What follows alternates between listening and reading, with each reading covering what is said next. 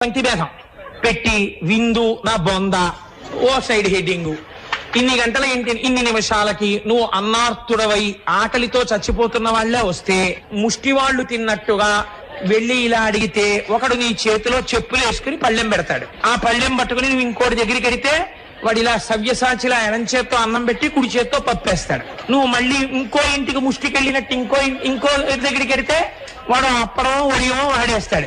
వేసిన తర్వాత అప్పుడు నీవన్నీ పట్టుకుని ఎవరైనా చూస్తారేమో అని దొంగ ఎక్కడ ఖాళీ ఉంటే అక్కడికో మూలకెళ్ళి నువ్వు తింటూ ఉంటే ఏ పడం కావలసిన వాళ్ళు నీ మోచేతికి తగిలితే ఈ పళ్ళెం కింద పడిపోతాయి. అక్కడి నుంచి మళ్ళీ మంచినీళ్లు కావాలంటే ఎవరిచ్చే వాళ్ళు ఉండరు.